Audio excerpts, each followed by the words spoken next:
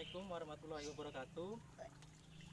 Ini adik-adik, di sini kakak akan memberitahu kalian bagaimana cara mencuci tangan yang baik dan benar. Tolong perhatikan ya.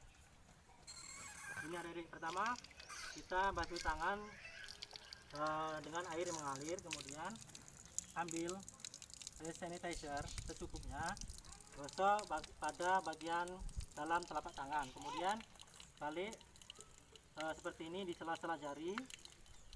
Kemudian balik lagi seperti ini, sama di sela-sela jari, gosok sampai bersih. Kemudian langsung di jempol ini seperti dipelintir seperti ini ya, pelintir.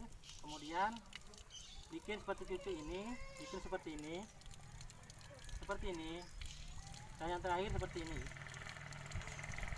Kalau sudah, baru kita bersihkan pakai air mengalir. Kemudian kalau sudah bersih, kita ambil tisu untuk membersihkannya. Ingat pakai tisu. Kalau misalkan tidak ada tisu, kita bisa pakai lap tangan. Tapi kalau lap tangan itu cuma dapat dipakai oleh satu orang. Jadi satu orang satu lap tangan. Di sini sudah paham? Sudah paham? Silakan praktek satu-satu ya. Mulai dari yang paling ujung.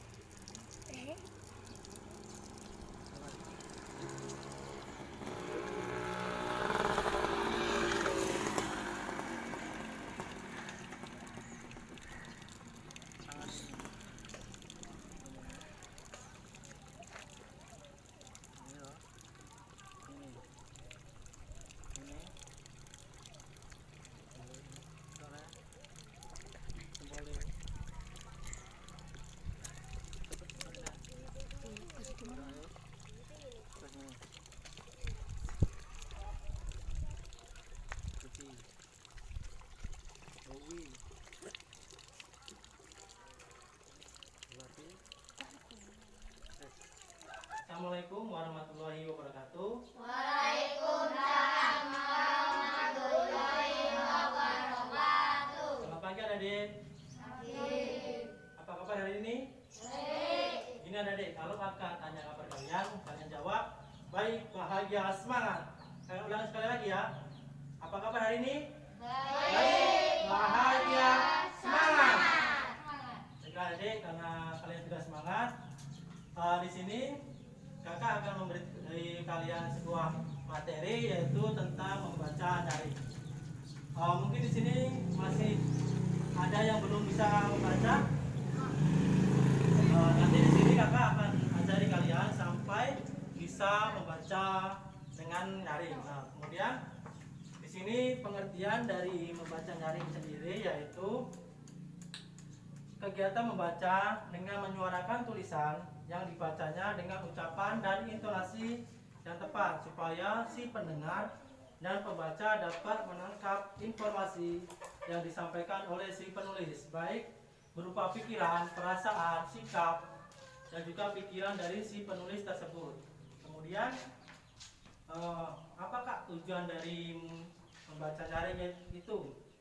Tujuannya yaitu untuk menyampaikan informasi atau pesan yang tertulis dalam lambang-lambang tulis secara lisan yang disuarakan dengan cara dibacakan pada orang lain. Kemudian di sini ada manfaat dari membaca nyaring, yaitu yang pertama membantu perkembangan otak lebih optimal, yang kedua memperkenalkan dan melatih kemampuan mendengar, yang ketiga menambah kosakata, dan yang terakhir melatih tentang perhatian dan mengingat si pembaca tersebut ataupun si pendengar tersebut. Kemudian di sini ada beberapa langkah yang harus kita perhatikan dalam membaca nyaring. Yang pertama yaitu menggunakan intonasi suara yang wajar. Yang kedua, dalam posisi sikap yang baik. Maksudnya di sini dalam membaca kita itu harus mempunyai sikap ataupun dalam keadaan yang baik. Misalkan berdiri tegap, kita membacakannya supaya suara kita itu lantang. Kemudian di sini menguasai tanda-tanda baca. Maksudnya tanda-tanda baca yaitu ada titik. Kalau titik kita berhenti ya. Terus kalau koma kita berhenti sejenak. Kemudian Di sini Anda membaca dengan tidak terbata-bata, maksudnya membaca itu dengan tidak berhenti-berhenti gitu loh. Kemudian di sini ada membaca dengan penuh kepercayaan pada diri sendiri.